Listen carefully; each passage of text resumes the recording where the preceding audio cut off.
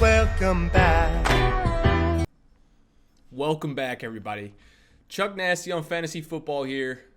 It is Tuesday night, the most important night of the week if you are trying to win your fantasy football league, because the waivers clear tomorrow morning at 3 a.m. So we're going to go into a couple things today: streaming defenses, streaming quarterbacks, as well as a summary of last night's events, and also my picks for the week and how we did. So first and foremost, if you guys are new to the channel, I'm Chuck. I'm here to guide you towards the fantasy promised land.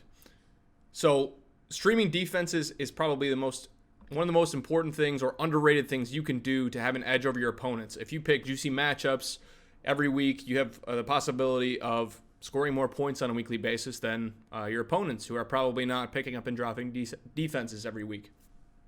So a couple of options that I have for that. But first, we're going to go over my picks. So of the week, I picked 66% of games correctly. And 63% of games correctly on the pick'em. And in my official picks, I had Kansas City -3.5. I had Baltimore -7. Seattle -9.5, and Houston, New Orleans over 52.5. I covered 3 out of the 4 of those. So pretty good. I'm happy with it. Moving on, we'll take a look at some of the lines that I liked later this week, and we'll put my picks in probably on Thursday. Back into the streaming options. This is what matters to you guys. So if you're diehard, you will see me awake at 3:01 tomorrow morning picking up one of these defenses to give my team an advantage this week. The first one that I like more than anybody else is none other than the New England Patriots. I feel dirty saying that, to be honest. I can't stand the Patriots, but they play the worst team in the NFL, the Miami Dolphins. If any of you guys were watching Sunday's football games, you know that Miami got absolutely blown out 59-10 by Baltimore. And not only did they get blown out, but Baltimore put in their second and third string players in the process of the demolition that occurred. So really like the Patriots. There's definitely a good chance that Fitzpatrick throws, 2, 3, maybe even 4 interceptions in that game. And the spread has New England winning by 18.5 points. So definitely a safe option. If you have somebody like the Rams, who have a really tough matchup this week against the Saints, or the Eagles, who are on the road in Atlanta, drop those guys or don't play them this week and pick up another defense in the New England Patriots. Second, I have the Houston Texans.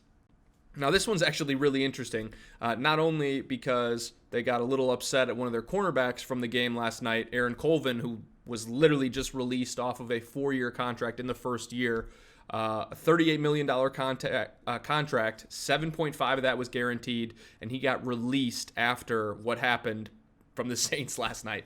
Crazy. But they play the Jacksonville Jaguars this week. What I really like about this is anytime a team is playing against a backup quarterback, I am all in. I don't care if it's Gardner Minshew or Daniel Jones, but one of these guys is going to come out here and they're going to panic. It's their first game. They're leading it. The nerves are high. Not only are they going to lean on the run initially, but they might make some errant throws in the process. So a run-heavy team like the Jacksonville Jaguars that are going to be giving the ball to Fournette a ton in this game, it's safe to say that the Houston Texans are going to put up a decent amount of points this week. So I'm confident that they're going to win that game, and like them as a defense this week as well. Other options for you. These aren't quite as good as the first two, but the Carolina Panthers, okay? They play Jameis Winston and the Tampa Bay Buccaneers this week, who lost 31-17 to the San Francisco 49ers. If you guys were watching that game and you know Jameis Winston from his past history, he has a ton of interceptions in his past, present, and future. So I want any team that's playing against Jameis, because there's a good chance that if you're getting 2 points for every pick he throws, that you're going to get at least 1 or 2 of those each game. Like the Panthers to win that game, and definitely a plus matchup for them. That one is on Thursday night, though, so make sure if you're going to grab that one on Wednesday, that is the game 2 days from today, and it's important you get that one picked up and set, ready to go. Other than those two, I have 2 that I like a bit less, but nonetheless, if you have the Rams, you do not want to play them against the Saints, as You have just seen last night what happens when Drew Brees gets the ball with a minute left. The Steelers. So they're playing against the Seattle Seahawks. The interesting piece here that most people don't realize is they actually played Ethan Pocic over Mike Lupati at left guard, and Russell Wilson was sacked 4 times in that game. If you get points for sacks as a defensive team, then you definitely are going to want somebody that's getting a sack a game or, 3 sacks a game, because that would be good for 3 points. Now, in my leagues, I get 1 point for defensive sack, 2 points per pick, and then 6 points for a defensive touchdown. So if they can sack Russell Wilson 4 times, and then they can get a pick for 2, that's 6 points, and it happens to be a pick 6, that's 12. I'm sitting at 22, and I'm a pretty happy camper. Now, I don't like that matchup that great, because I do have a lot of faith in Russell Wilson and the Seahawks that they're probably going to pull out that game after how the Steelers looked on Sunday night, but that's a decent option nonetheless. And lastly, I'm really surprised to be saying this because I don't have a ton of faith in their secondary, but the Green Bay Packers. Okay, they only allowed 3 points to the Chicago Bears in opening night on last Thursday, but they had 5 sacks.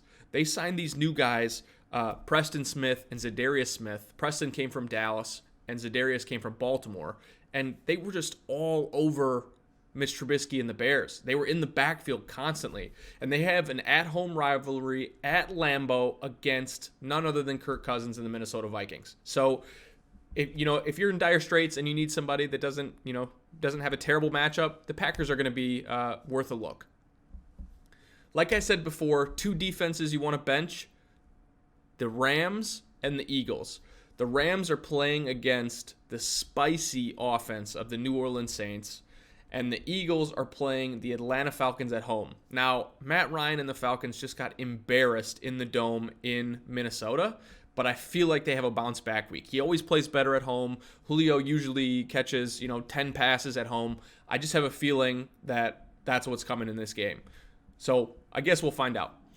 As far as streaming options at the quarterback position, I really only have 3 for you this week. I've been preaching since the end of last week that if you were in dire straits with a quarterback and you absolutely need somebody, that there is no better matchup out there than Josh Allen against the Giants.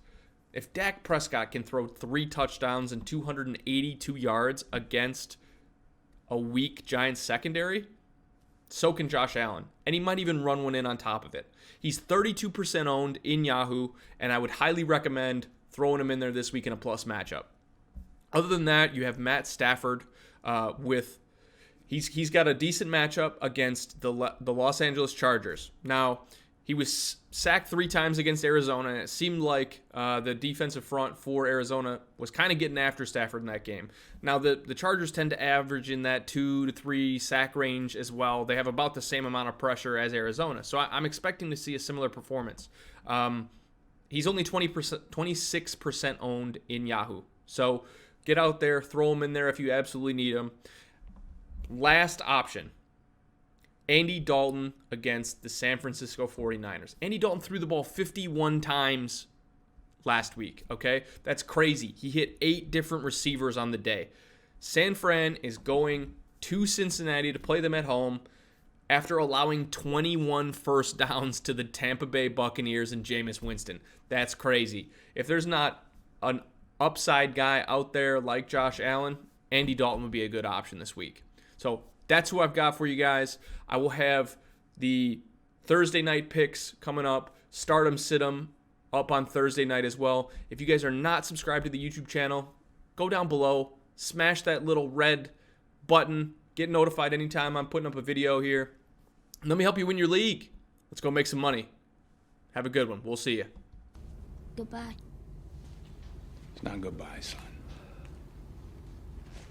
See you later.